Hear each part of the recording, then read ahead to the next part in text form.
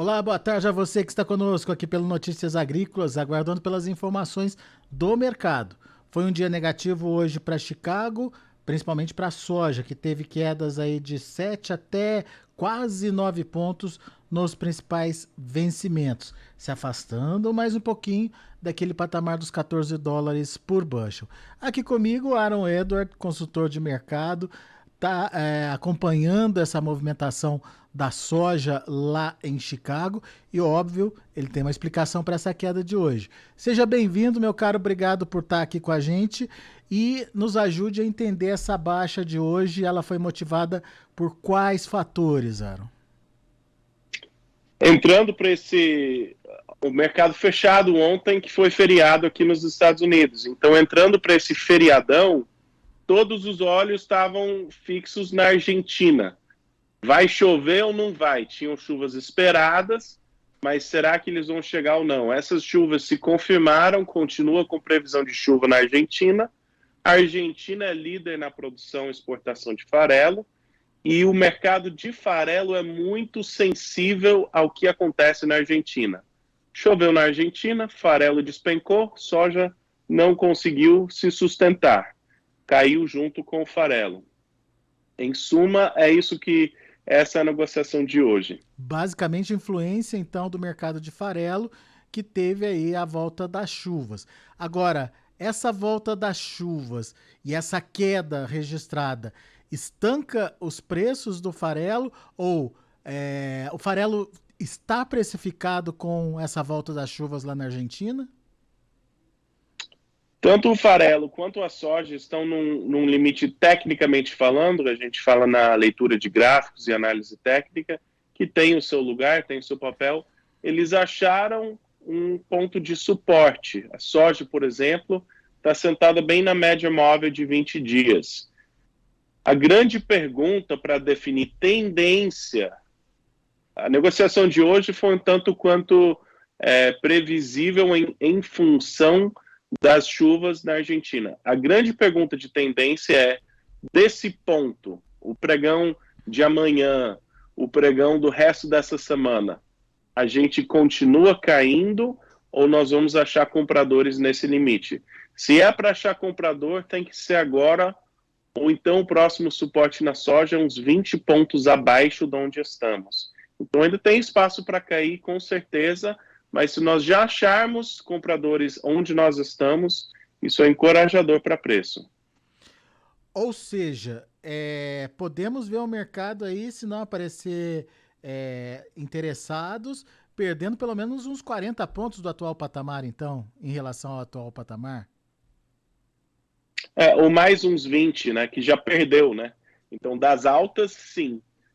Mas voltar ali mais próximo da casa dos 13 não é fora de cogitação, que é o próximo ponto assim de maior suporte. Então perder mais um pouco. Ô Aaron, a chuva foi precificada, como você bem colocou, mas então qual que é o próximo fundamento a ser observado? Safra brasileira. Qual É? que é a história? A soja precoce do Brasil, a soja que plantada para plantar milho safrinha, é uma grande história, porque tem duas coisas, tem que colher a soja, escoar a soja e plantar o milho. Então tem a história que é potencialmente altista para a soja, que seria o atraso da chegada da soja, ou prejuízos na safra de excesso de chuva, e também teria o atraso no plantio do milho safrinha. E por isso que eu digo que talvez já entrem compradores nesse patamar, porque se olhar as previsões de chuva, especialmente para aquela área do Mato Grosso, aquela área que está melhor o ano todo, mas está com bastante chuva, alguma hora tem que parar de chover para conseguir colher a soja e plantar o milho safrinha. Aquelas são as áreas boas que o mercado espera que tenham produtividade alta. Se não der para tirar essa soja a tempo, se demorar para chegar no porto, se demorar para escoar essa soja brasileira, compradores vão voltar para os Estados Unidos e podemos ter novas altas de preço. Por isso que eu digo, essa semana as previsões de chuva e as expectativas vão nos falar muita coisa sobre a tendência desse mercado. Os compradores estão preocupados, eles vão querer já comprar agora, ou eles estão tranquilos e falam, vou esperar a safra brasileira. Se atrasar 1 ou 2 semanas a mais, não é o fim do mundo. Essa negociação, para mim, dessa semana, é muito crítica para responder a pergunta que eu acabei de falar. Então, atenção aos compradores, ao interesse de compra. Se aparecerem compradores, ok, a gente achou aí um suporte para os preços. Se não aparecerem compradores, daí o mercado vai buscar novos patamares. Isso significa novas baixas. Sim, se os compradores não têm pressa de entrar comprando aqui, infelizmente, para preço, infelizmente quer dizer que eles provavelmente estão contentes em simplesmente esperar a chegada plena da safra brasileira. Não tem desespero. Se esse for o caso, aí o comprador passa a mandar no mercado e o vendedor que tem soja vai ter que vender. Por isso que eu venho falando, a soja disponível já era para ter vendido, a soja que queria fixar até a safra já era para ter vendido. Se a gente subir para novos patamares de preço, com a chegada da safra, ótimo, a gente vende mais. Mas o que era para ter feito antes da safra já era para ter sido feito, na minha concepção. O que dá para esperar, bola para frente, tem muita história. Tem que colher a soja brasileira, tem que plantar a soja norte-americana, tem risco de inflação. Num cenário mais longo, tem muitas notícias que ainda poderiam ser otimistas.